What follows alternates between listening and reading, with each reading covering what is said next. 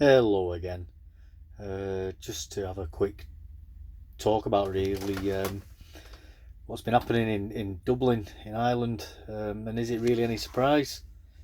Now I'm not condoning what's happened there overnight. Obviously, there's been the tragic stabbing with a number of children and some adults who've been stabbed, and then there's been the mob mentality which has happened last night. That's obviously not a good response. But I do feel the inevitable but yeah, anyway, it's I do think it is to be expected now. Um, since lockdown, really, and let us not forget the behaviour that happened during lockdown with things like the Black Lives Matter riots, and they were riots. Let's not kid ourselves. From seeing that image of a bike being thrown at a police horse in London, to the Colston statue being dragged off its plinth and the police standing by and allowing that to happen. And then we had it in America where there was the Capitol Hill Autonomous Zone where there was a number of people raped and murdered, and that was allowed to go on for weeks and weeks.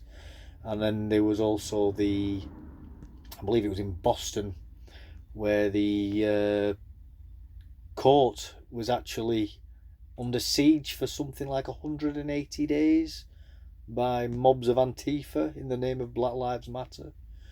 Um, so we're now seeing a group of people who the police and the Irish government are calling far right.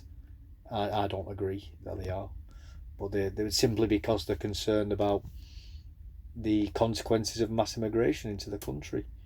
And they're merely expressing it in a way that has been deemed amongst Western governments to be more than acceptable in certain other causes. I mean, even if you want to look very recently to in the UK with the Palestine protests, where we've seen people firing fireworks at the police and climbing all over war memorials and causing whatever trouble, and we have all seen the footage ourselves on online. This is totally undeniable.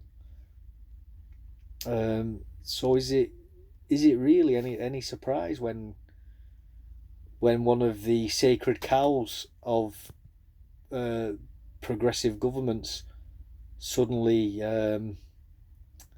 suddenly isn't performing in a way that they like to admit it does, uh, a la grooming gang scandal. Thank you very much, and I'll speak to you again later.